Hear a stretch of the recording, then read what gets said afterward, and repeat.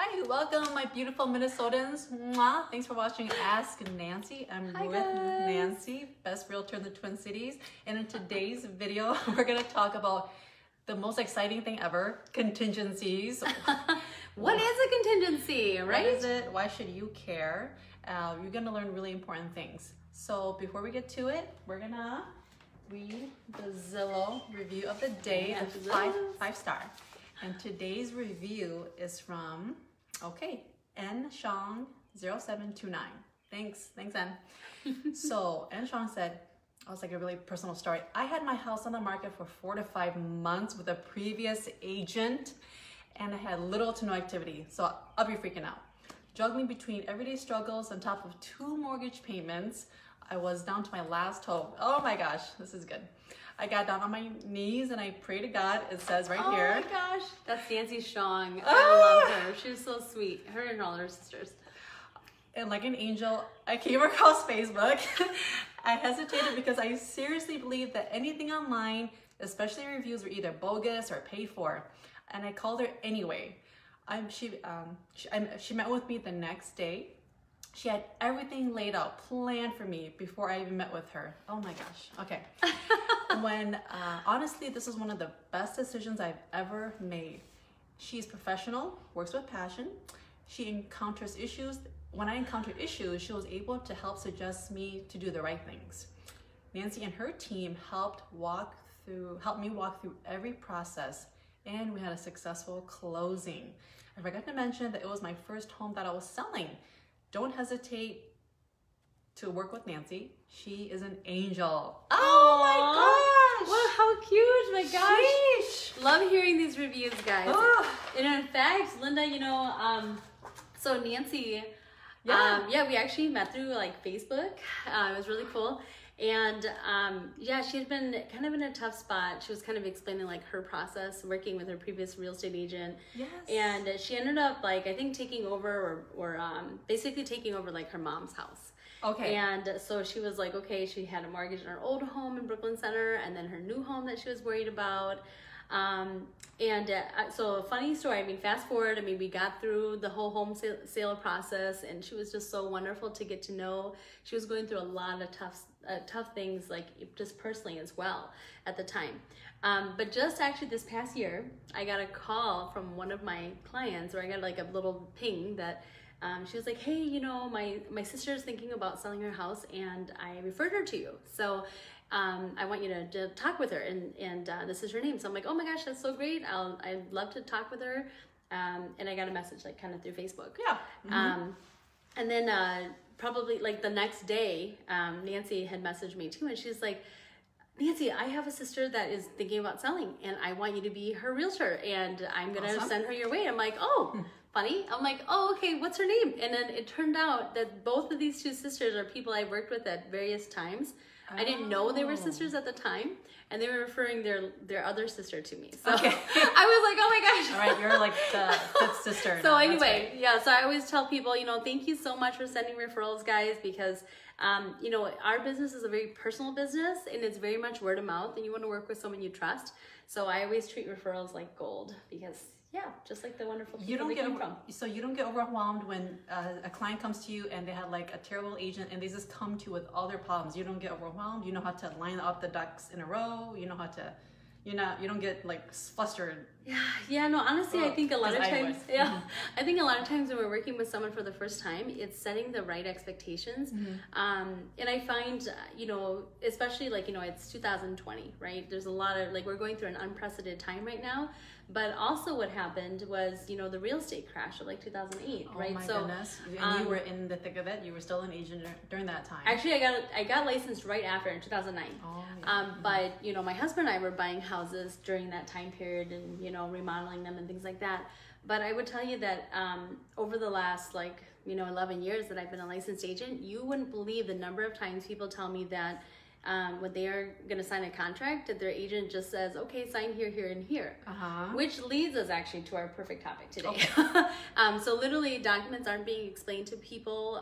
They're you know, they're just signing away thinking, okay, I want this house, I'm just going to sign all these documents, and you know, they may not fully understand what they're signing. Yeah. So again, that leads us to our topic today. Contingencies. Yeah. What is a contingency?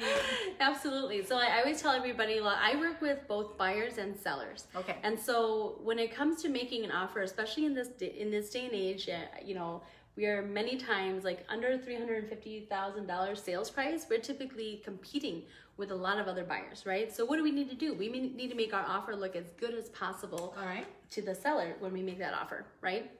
So like I tell everybody, when we make a legal offer on a property, it's really a promise. We're saying, Mr. and Mrs. Seller, we promise to pay you X amount of dollars for your home. Okay. And we promise we'll bring you all that money on this day, right? And so what ends up happening is that, you know, although it's a legal contract, it's a little scary for some buyers getting ready to buy. At the end of the day, we build in a couple back doors out of our contract, right? So again, we're telling the seller, this is the amount we're trying to offer. In addition to that, you know, what all the terms are. Do we want the washer and dryer? You know, do we need help with closing costs or things like that? Or fix that hole, or fix this thing. Okay. Yeah, yep, absolutely. Right. So we'll talk a little bit about what a mortgage, what a, you know, offer contingency is. Essentially, these are our back doors out of our contract, right? Okay. So the first one would be having a home that you have to sell before you can buy your next home. Oh yes, that's a big one. Yep, absolutely. So I would say that, you know, depending on the price point we're buying in, sometimes it can definitely work as a disadvantage. If you're a buyer looking to buy a home, and you have a home that you have to sell before you can purchase your next home, when we're competing, let's say that we send our offer in and we're competing with an offer that is non-contingent upon them selling a home, we're going to be at a disadvantage. And so sometimes I hear, like I've been talking with this buyer probably for about a year now. We chat every now and then. She's looking at relocating up to the Twin Cities from Rochester. And I get messages saying, hey Nancy, is this property or that property still available? And you know, sometimes I check and the properties are already sold, but I do try to tell her that I'm like, well, you know, honestly, we may be at a disadvantage, because if we put an offer and our contingency is that our home is not on the market yet, nor is it sold to anybody else, but we need the money from that sale to buy the next home, that can actually not work in our favor. So sellers would be like, ugh, I don't want to have this offer. Yeah. Shove it to the side. Yeah, okay. I mean, just imagine like two offers that are completely the same, like same dollar amount, but one buyer wants or needs to sell before they can buy and the other one doesn't.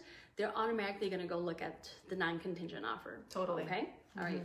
Now, you know, the next contingency that most people are going to have is that we want to have an acceptable, we get an opportunity to do an inspection on a property, right?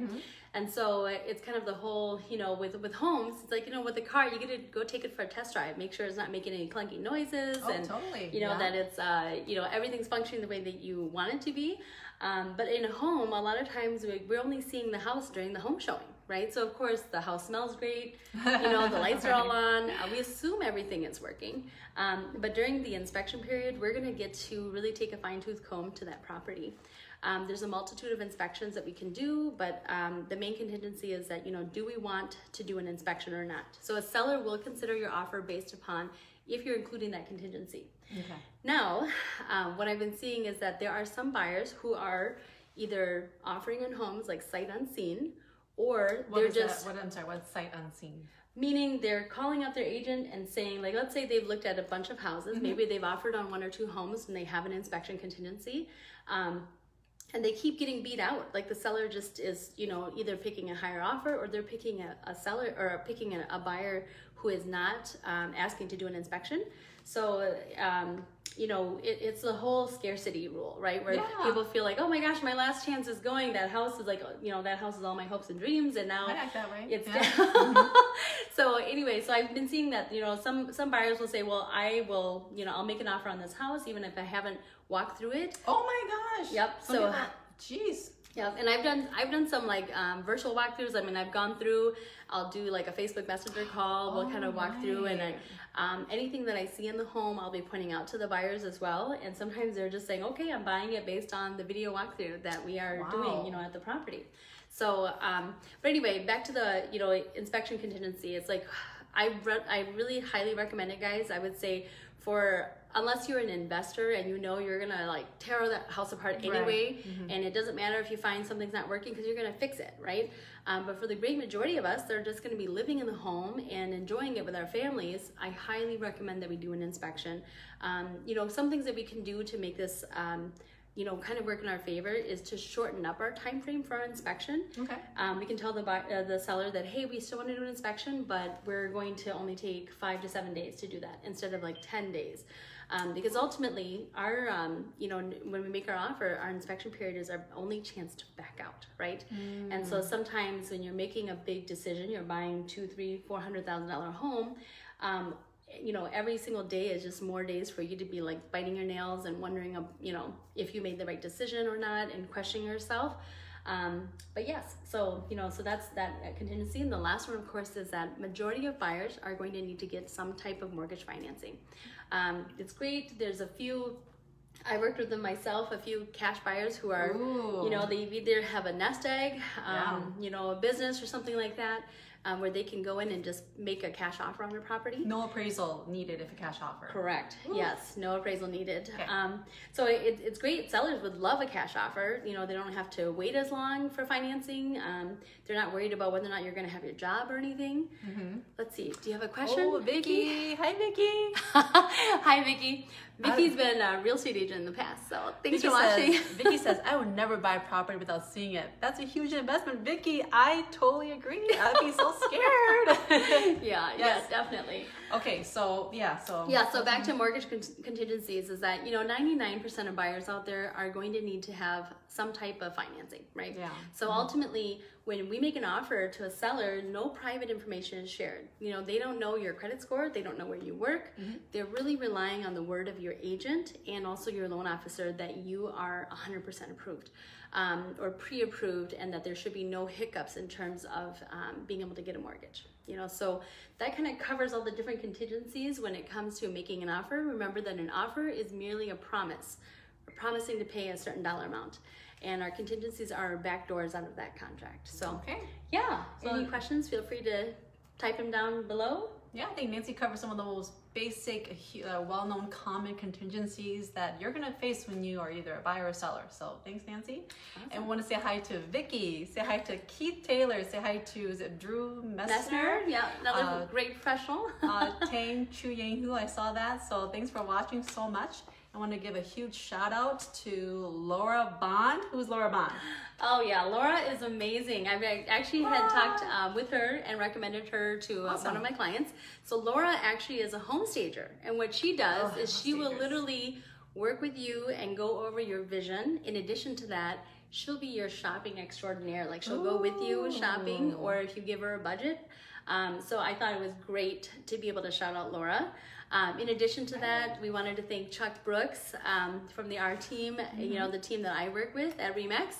We're in this beautiful home right next to Colby Park in Woodbury, and so Colby Lake Park. And so I really appreciate the opportunity, guys. You guys will see shortly a video walkthrough of this gorgeous custom home, you know, built home here that we've been in. So aside from that, I thought there was one more person. Yep, Chuck. Oh, yes, actually, one other person I wanted to shout out, guys. Amy Cassell. So, you know, really cool. I saw her post up. I've lately been like on this huge hot pot kick. I don't know if any of you like hot pot or not. Oh, basically, like the food? Yeah, the food. Yeah. So basically you make this like a stew of whatever. Oh, are we back on? Okay. So you make this giant stew of whatever yummy stuff that you want to put in, and put beef or seafood or whatever you want in there. And she recently posted that she had like bags and bags and bags of watercress. And I just am so in love with watercress. So I met up with her recently, like a few days ago, and she gave me a giant bag of watercress. Thank you so much. Amy, you're an angel. Literally, she said she knows someone who goes and picks it, like in the water, like wading in and picks the watercress.